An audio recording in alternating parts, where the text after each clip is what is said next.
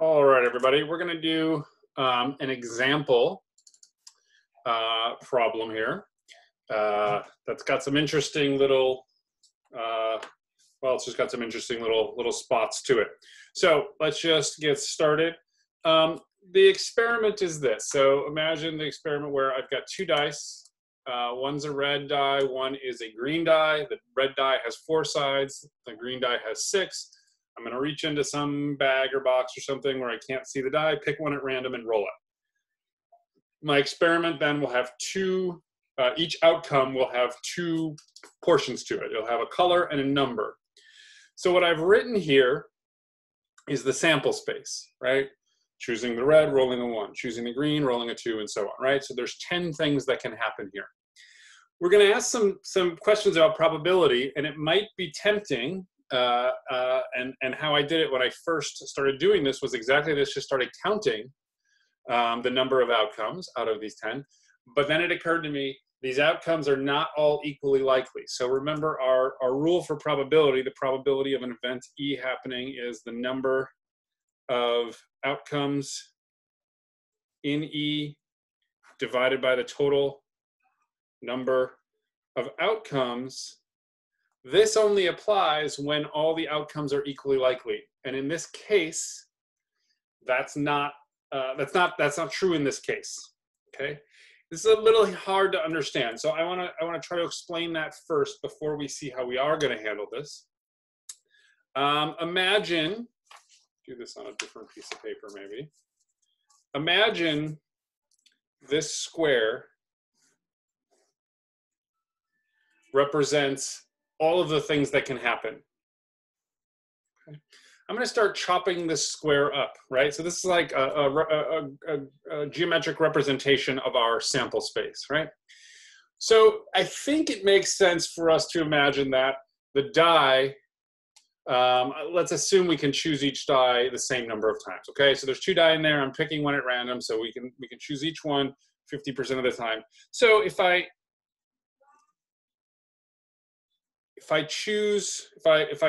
cut my sample space in half and think, well, here's when I choose the red die, here's when I choose the green die, right? This is going to, each of these will be half of the sample space, right? If I didn't care about what I rolled, half the time I'm going to choose red, half the time I'm going to choose green in that part of the experiment, right? Over time, that's what we imagine. Now, what happens if I choose red? Well, then one of 4 things happens. And each of those should happen an equal number of times out of the times that I choose red. So I'm going to chop up the red part of this into 4 pieces, right? How big are these pieces in terms of the whole? Well, it was half. And then if I take a half and chop it up into 4 pieces, I get 1/8, right? So the size of each of these relative to the whole thing is 1/8. Of course, I didn't draw perfectly, but you know, you could imagine taking half of something and cutting into 4 pieces, okay? On the green side, we still have half of the times we chose green, half of the total times we chose green, and then out of all the times we chose green, we have to divide up all the numbers we can roll with the green out of this portion of it. And there are 6 numbers. So we're taking the half of the poles that were green and dividing them into the numbers. And so when we take half and divide it up into 6 pieces, we get 12ths.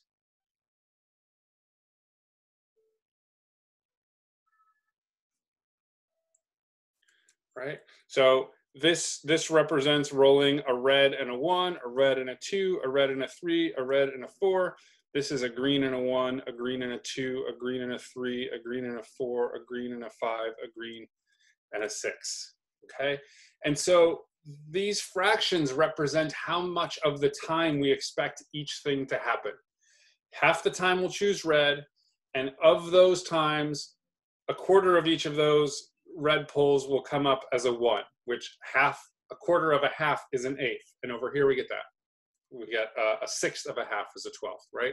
So that is how this breaks down in terms of probability. That rolling a green 3 is not the same as rolling a red 3, right? They don't happen at the same frequency because we have to divide up the green pieces into more numbers, right? Let's look at it one more way and then we'll get on to the problem, I promise.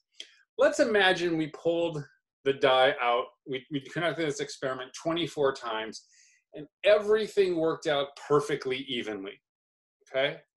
In other words, what I mean is I'm going to pull the red out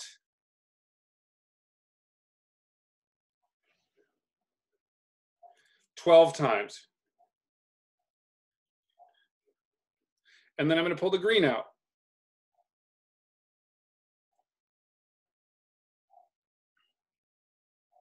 $12 times.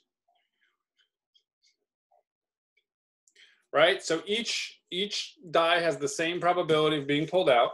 So we end up with 12 and 12. Okay.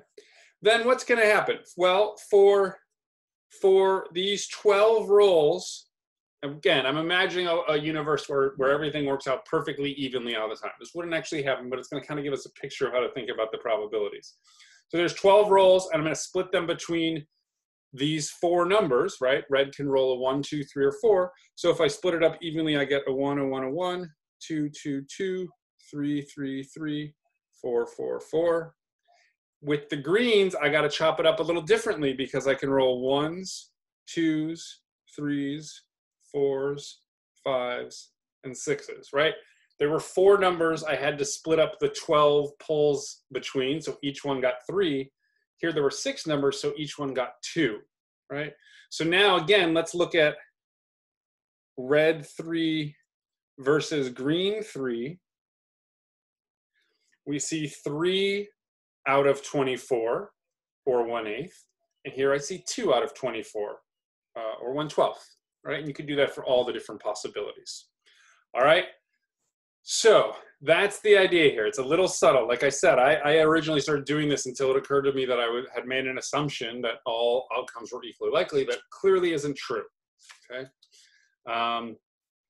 Right? So, and it should have been obvious, right? If I had been thinking more critically, I would have noticed that we have, well, just that we have more possibilities in the green, and I know I'm splitting them up among the same kind of, the same amount of pulls.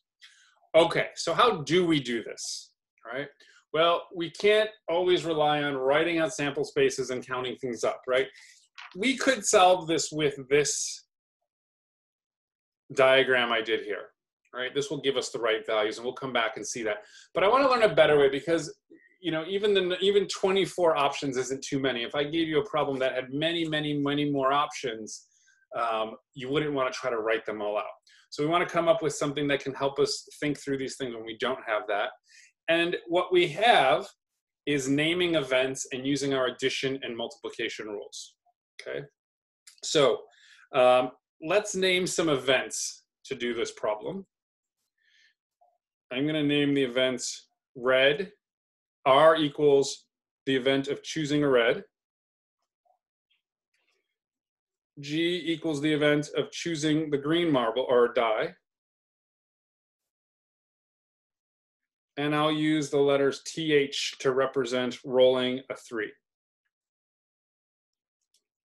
Okay. So we're going to go through several problems here. We're going to compute several probabilities here. So let's start digging into them. The first one I want to compute is, what is the probability of rolling a 3? Okay. So we have to think through how that can happen. How do I roll a 3? Well, there's 2 things that can happen. Either I choose red and roll a 3, or I choose green and roll a 3, right? This is an event. Red and 3, green and 3 are events, and I've connected them with an or. Okay? So our addition rule tells us the way we do this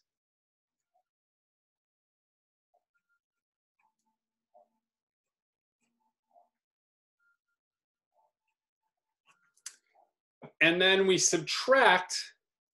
So I'm not going to write it because we subtract this and this happening, these two events happening, right?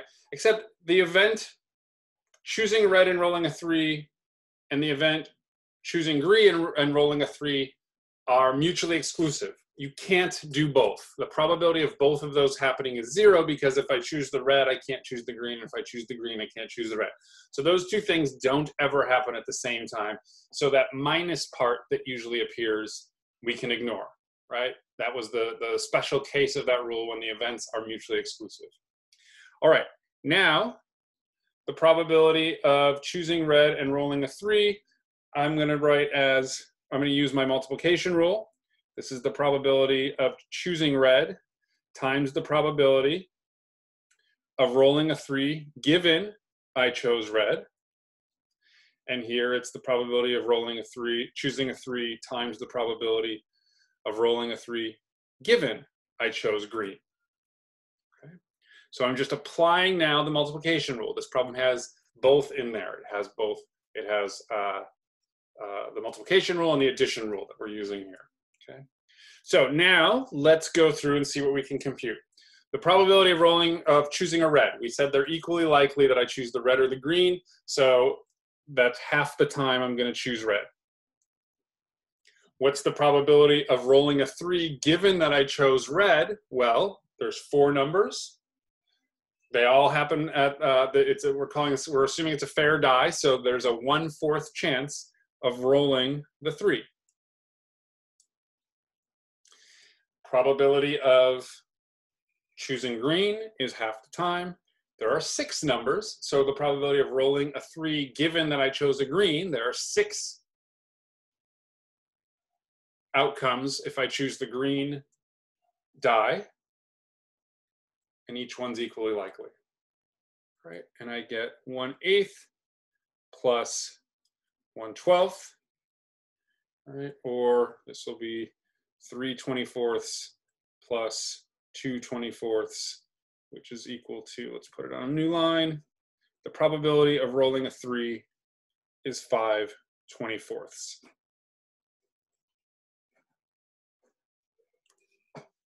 All right. So that's a pretty complicated computation, but notice at each step I'm just applying our rules. At this step, I think of this, everything in the parentheses here is one event. I have this event or this event, and I use the addition rule. Once I've broken up the or statement, then I dig into what's going on in the parentheses, and I say, okay, now I can use the multiplication rule on these, and then I work it out that way. Let's quickly compare this to what I did over here, right? We did a red 3, rolling a red 3, there's our 1/8, just like we had here. Here's our green 3, happened a 1/12 of the time, just like I have there, right? And so just like this picture, these multiplication rule and addition rule gave us the same result, okay? All right, so a few other things. Let's look at, so a few things we computed while we were doing this. The probability of rolling a red 3. I just want to write these out because we're going to use them in a minute. So the probability of rolling a red and 3, I figured it out up here. I used the multiplication rule. Let's just write it out.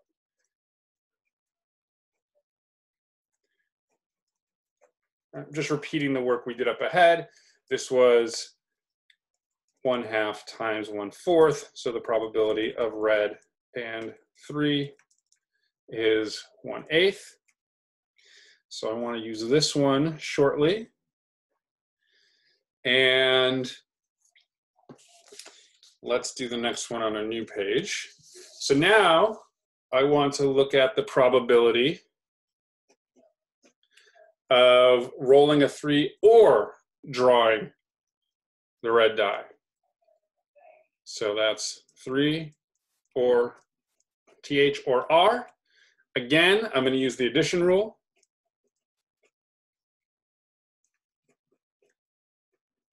But this time, the events are not mutually exclusive, so I have to subtract the probability of R and TH, right? We actually just computed it's not 0, so they're not mutually exclusive, right? Remember, mutually exclusive just means R and the probability of both events happening. The and event made by them is 0, ours is not. Up here it would be. Sorry, I'm pointing off screen. Up here it was. The probability of R and 3 and GN3 is 0 because you can't do red and green. Okay. So this is a pretty easy part of the problem now because we've already computed everything we need. The probability of rolling a 3 was all that work we did before, 5/24. The probability of choosing a red, we already said, was half the time. I'm going to do it in terms of 24ths since we're going to be working in 24ths here. And then the probability of R and 3, red and 3, we had computed as part of our above computation. I rewrote it here as 1/8 or 3/24. So we end up with, if you add these all together, we've got 14/24 or 7/12. All right, so the probability of 3 or red is 7/12. Let's compare that 7/12 to this little diagram we did, right? So we have 3 or red. So that counts all 12 of these times we chose the red, plus these 2 times we rolled the 3. That gives us 14 times we pulled a red or rolled a 3. And then if we count up, but these ones got counted too many times. So we have to remove some of them, okay? Okay.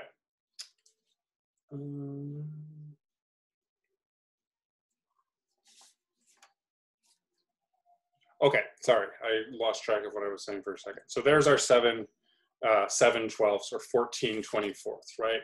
These, I'm not sure if I said the right words. I was talking, but kind of losing track of what I was saying. Here, we count all 12 of these options plus these 2 options where we've chosen a red or rolled a 3, right? Some of them are both. So if we counted these twice, we'd have to subtract, which is what was happening here. Those 3, we don't want to count too many times. Okay. Let's see, what did I want to do next? Oh, what is the probability of rolling a 3?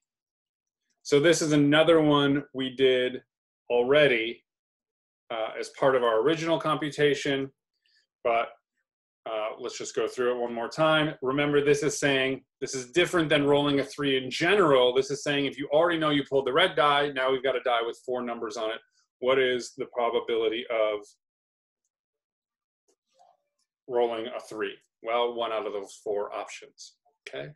So I want to have, there we go. Well, I can't show them all at once. So now we have one more question to answer that we can use all this work for. And the question is this: are the event choosing red and rolling a 3 independent? Okay. To answer this question, we have to look at the definition of independence in terms of probability, right? We think of the phrase or the word independent means something in the general language, but we use it very specifically in terms of probability. So what it means for us, I'm going to write out the definition in terms of these 2 events. 2 events are independent if there's 3 things we can look for. If the probability of R given TH is the same as the probability of R, if the probability of TH given R is the same as the probability of TH, or if the probability of R and TH is the same as multiplying their individual probabilities together. Okay. Now, I want to be very clear about this point. We do not have to check all three of these. Whenever one of these is true, all of them are true, which consequently means if one of them is not true, none of them are true. Okay? So if you see if one of these is true or not true, they all have the same truth value. Okay? So we only need to find one and check out if this definition is satisfied. So what we might do is look for ones that we've already computed, and notice we just computed, or I just recomputed this. So I'm looking at this one, and I'm noticing that the probability of rolling a 3, given that I chose a red, I'm going to compare that to the probability of rolling a 3, right? So I'm trying to see if these two things are equal. This one is 1/4. The left-hand side is 1/4.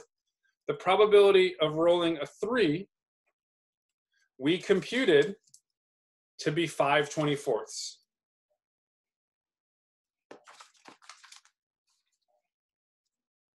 Okay. 5/24 is not equal to 1/4. So in fact, since